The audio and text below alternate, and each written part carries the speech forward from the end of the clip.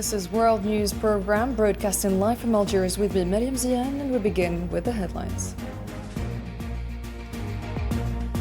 65 Palestinians were killed and others wounded in the ongoing Zionist bombardment since dawn Friday.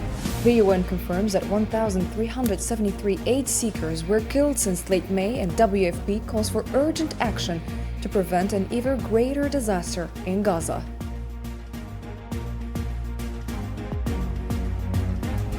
Also coming up, Israeli strikes kill 4 in southern Lebanon as Prime Minister calls for sole army control over weapons.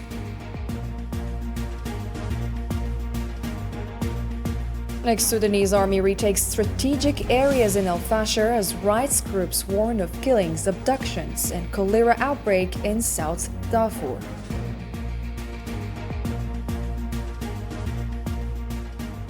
And Trump's tariffs on 90 countries take effect, unsettling markets and allies as governments voice disappointment.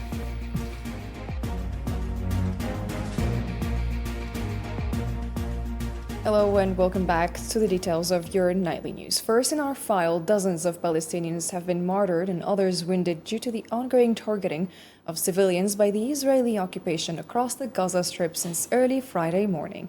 According to local Palestinian sources, occupation airstrikes targeted multiple areas in Gaza, while Israeli forces opened fire on civilians, resulting in the deaths of 65 Palestinians, including 32 who had been waiting for humanitarian aid. Others were wounded in the attacks that began at dawn.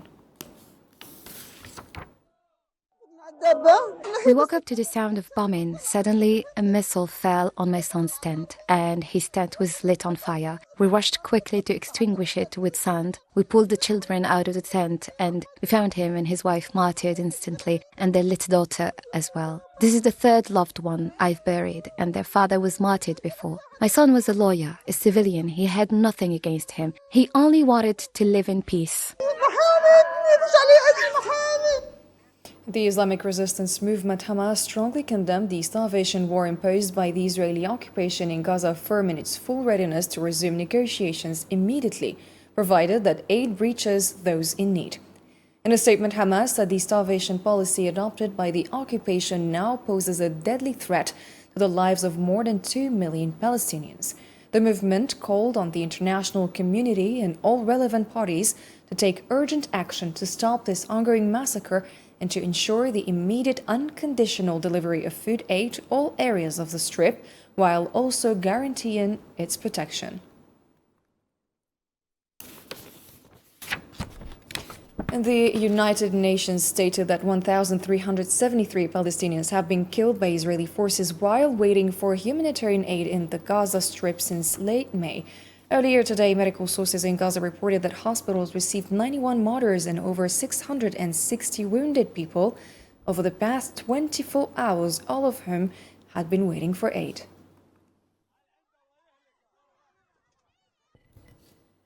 The World Food Programme called for urgent action to prevent an even greater disaster in Gaza, stressing the urgent need for a ceasefire. In a post on X, the WFP stated on Friday that although famine has not yet been officially declared in Gaza, its signs are clearly visible. The organization added that this is not a warning, but rather a call to action, urging immediate efforts to prevent further catastrophe.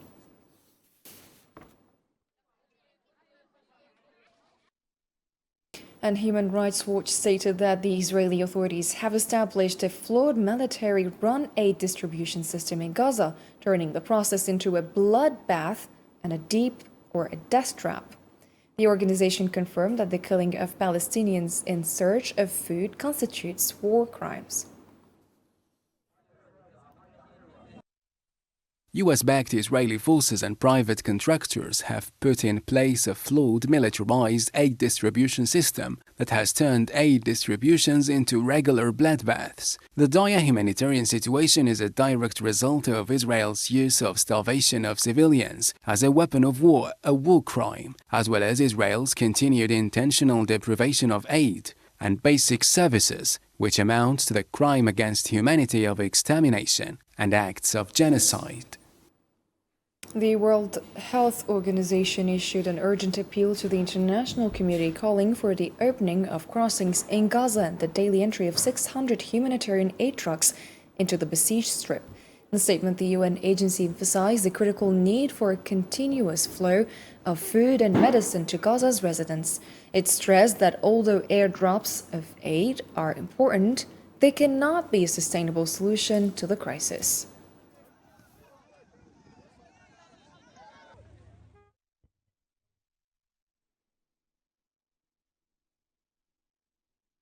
US President Donald Trump described the situation in the Gaza Strip as tragic and disgraceful, stating that what is happening is a shame on everyone. In a press conference held at the White House, Trump said he does not know where things are headed in Gaza, but noted that his administration recently provided $60 million in humanitarian aid to deliver food to Gazans. The White House announced that U.S. Special Envoy to the Middle East, Steve Witkoff, will visit Gaza on Friday to monitor the progress of humanitarian aid delivery to the Strip and will present a detailed report to the president after the visit.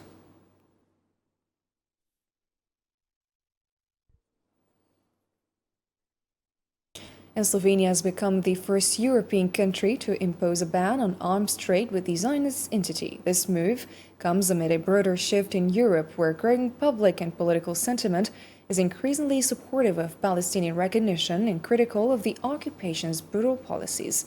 Nabil Khazini has a report.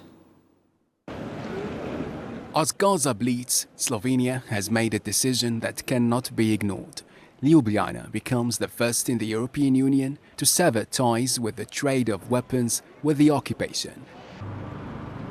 This is more than a policy shift. It's a refusal to be complicit in the genocide in Gaza. The Slovenian position is very clear. The European Union must use all means at its disposal to prevent the continuation of this war, the killing of civilians. We are responsible according to the Genocide Convention. All countries are to stop the killing of civilians. In recent weeks, Europe has witnessed a striking shift in its stance on Gaza. After over 20 months of tacit support, silence, or at best, turning a blind eye to the occupation's devastating crimes, European countries escalated their criticism. This includes denouncing the occupation's brutal policies, particularly the orchestrated starvation of Gaza's population, a ban on the occupation for the first time as an entity posing a threat to national security, in addition to European countries signaling their intent to formally recognize the State of Palestine. The UK will recognise the State of Palestine. This marks a significant turning point in Western diplomacy, reflecting a newfound resolve to address the Palestinian cause more directly.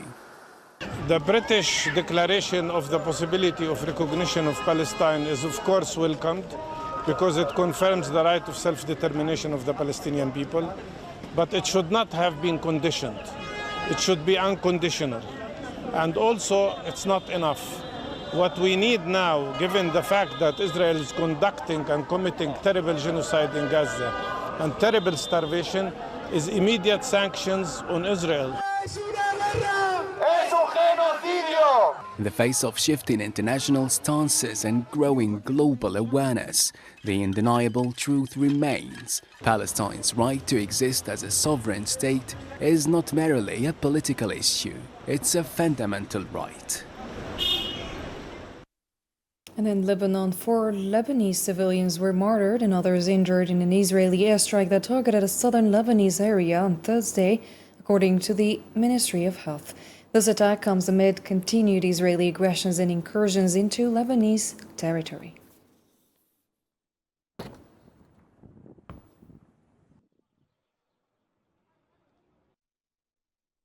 The Lebanese army stated that the Israeli forces' continued presence in southern Lebanon is the only obstacle preventing the full deployment of its own military units in the area. Army Commander General Rodolphe Heikel said in a statement on Friday on the occasion of the Army's 80th anniversary that the Army had deployed extensively in several areas of the south in coordination with UNIFIL, but the Israeli entity continues to occupy several other regions. The failure of Israeli forces to withdraw from the south is the only obstacle to completing the deployment of the Lebanese armed forces in the region. The army made a large and important deployment in the south of the Litani River in close coordination and cooperation with the United Nations Interim Force in Lebanon, UNIFIL, while the Israeli enemy still occupies several other points. Lebanese Prime Minister Nawaf Salama affirmed that the country cannot be saved unless weapons are placed exclusively in the hands of the army. In a post on X marking Lebanese Army Day, Salama stressed that there can be no stability without the state's authority being extended over all of its territory in accordance with the Taif Agreement and the ministerial statement of the Lebanese government.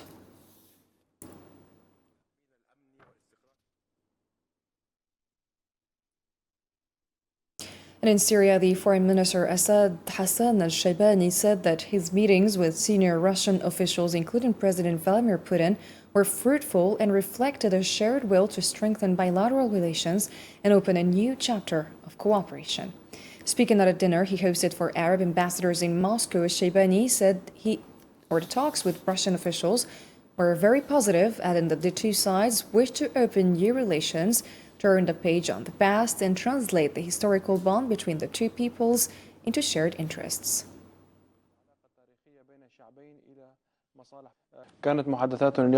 Today's talks were with several officials, including the head of intelligence, the Minister of Defense, the Minister of Foreign Affairs, and also the President Vladimir Putin. The meeting we just finished was very good. All the meetings were very good. And there is a common desire between Syria and Russia to open new relations, turn the page on the past, and also transform this partnership or historical relationship between the two peoples into common interest. We in modern Syria also want to benefit from all countries in the region and in the world, traditional partners and new partners. And the UN Office for the Coordination of Humanitarian Affairs reported that the first joint mission from UN agencies has reached Sueda province and the areas of Shahba and Salhad. According to an OCHA statement, members of the mission met with local community representatives and partners, visited displacement sites and reception centers, and conducted assessments in the 3 districts, confirming the arrival of a 5th humanitarian convoy organized by the Syrian Arab Red Crescent with the aid from the UN.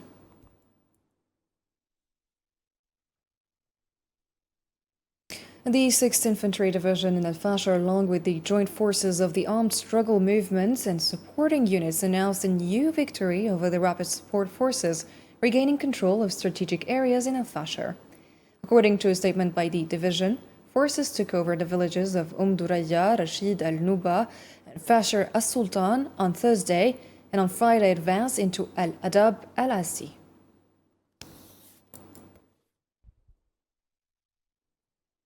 The Sudanese Doctors Network reported that a woman was killed and 5 young men abducted in an RSF attack on Diyala in South Darfur. In a statement, the group said RSF forces kidnapped 5 residents of the Thawra neighborhood and took them to an unknown location. Their whereabouts remain unknown.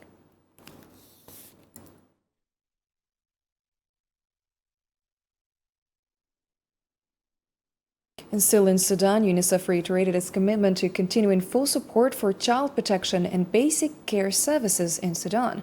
UNICEF Sudan representative Sheldon Yed said during a field visit to the Abu Sanoun Health Center in East Madani, Central Sudan, that the visit was part of ongoing monitoring and evaluation of UNICEF-supported health projects, particularly those focused on basic healthcare services for children.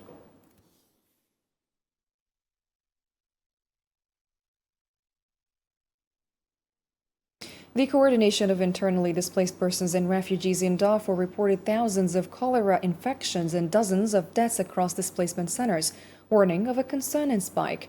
Spokesperson Adam Regal said in a statement that the cumulative number of cases since the start of the outbreak has reached 2,571, including 46 deaths, with a daily infection rate ranging from 100 to 200 cases.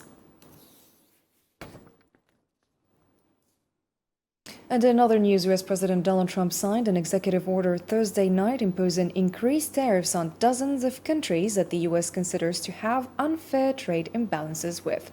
According to the order, Trump set tariffs of up to 35% on various goods from Canada, 50% on Brazil, 25% on India, 20% on Taiwan, and 39% on Switzerland.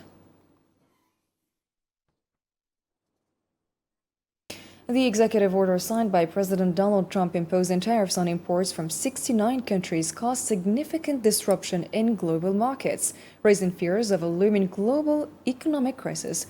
Osama Ayadi has more details in this report.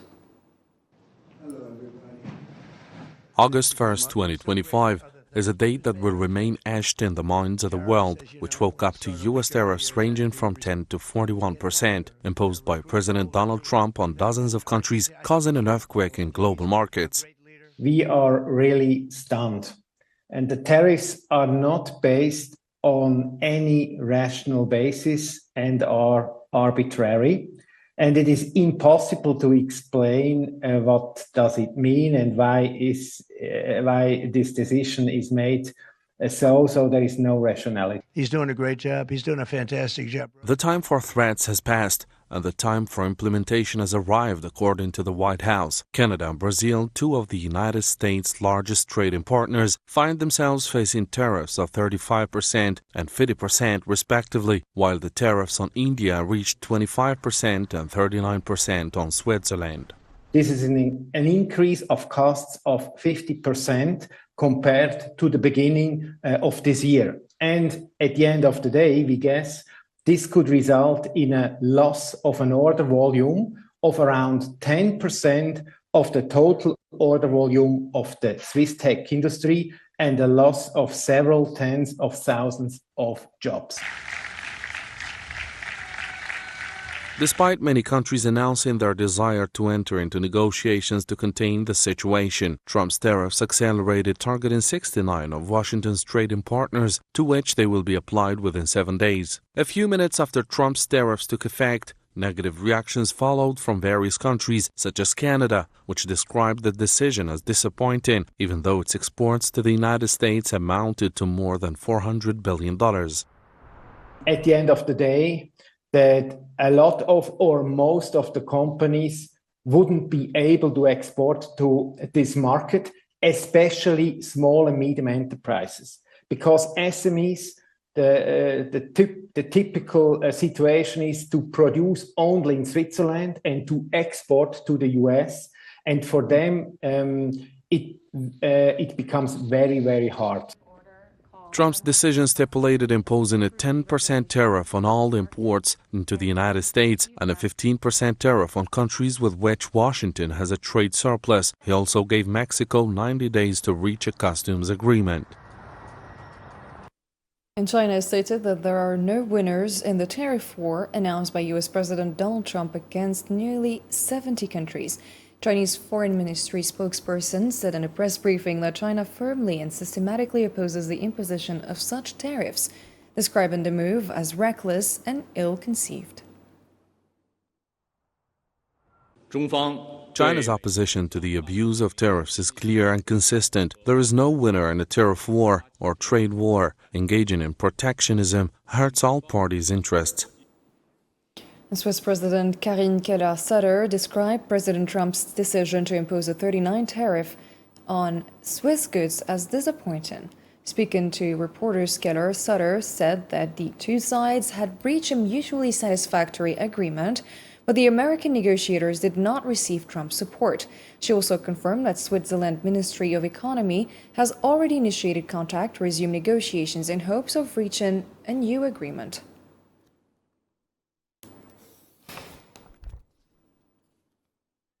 Russian President Vladimir Putin affirmed that his country's goals in Ukraine remain unchanged and that Russian forces continue advancing along the front line, while also stressing the need for a lasting and sustainable peace. During a meeting with his Belarusian counterpart Alexander Lukashenko on Russia's Valam Island, Putin expressed hope that Russia and Ukraine could form working groups to discuss possible settlements.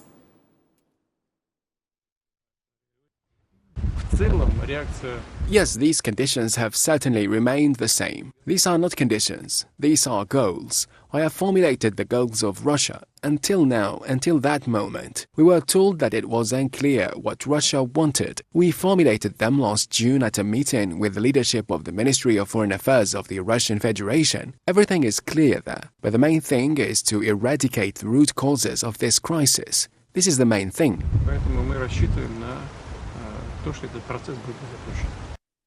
And Putin added that it would be logical to discuss a settlement in Ukraine within the broader context of European security, emphasizing that all sides need a just peace that satisfies both Russia and Ukraine. Let's take a listen.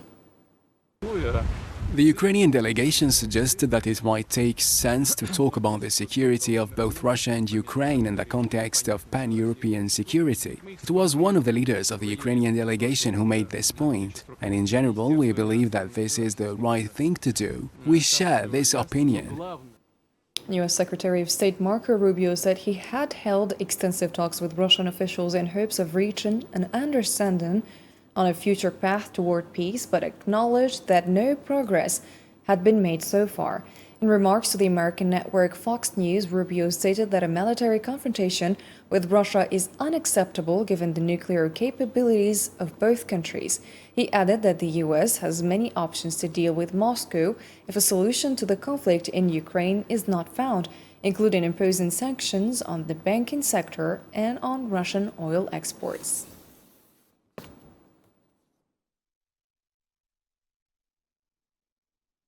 And Algeria has assumed the presidency of the African Union Peace and Security Council for the month of August. Advancing the African Union's peace and security agenda has been placed at the top of the priorities. The situations in Sudan and South Sudan are among the key focus areas for the Council member states during this month. Mohamed Khatel has more details.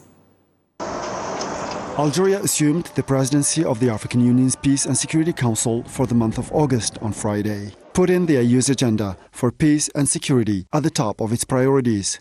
The situation in Sudan and South Sudan is also one of the focus areas for the Council's member states during the month of August.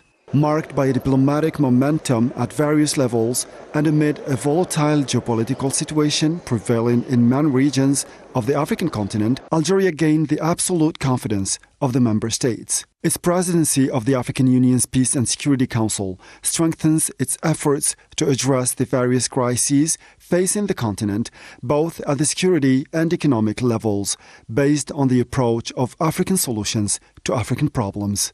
It also confirms Algeria's strong will to lead the Council in order to overcome the multiple challenges and affirm its position as a central body at the continental level. The situation in Sudan, beset by a war that led to a catastrophic humanitarian situation, and in South Sudan, which is experiencing an armed conflict amounting to civil war, are two high-priority issues that Algeria intends to discuss with member states and find solution that ends the suffering of both countries. In addition to the Libyan crisis, to which Algeria attaches great importance, and the conflict in the Democratic Republic of the Congo, as well as the situation in the Sahel region, Algeria, through its diplomatic efforts and effectiveness in the Peace and Security Council, emphasizes the need to coordinate efforts with member states at the service of the continent's issues and activates the role of the African Union at the continental and international levels. Moving on to some sports news now. Algeria's men's basketball team won the 26th Arab Nations Championship after defeating host nation Bahrain 70-69 in Manama. Algeria won all 5 of its matches, making it the only undefeated team. This perfect record ensures they will finish first in the tournament and win their second Arab title, the first since 2005.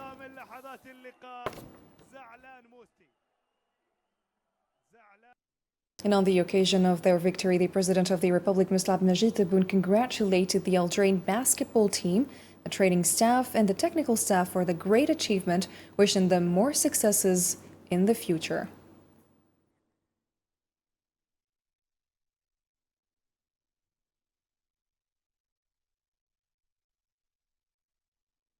And now it's time to watch the players' celebration.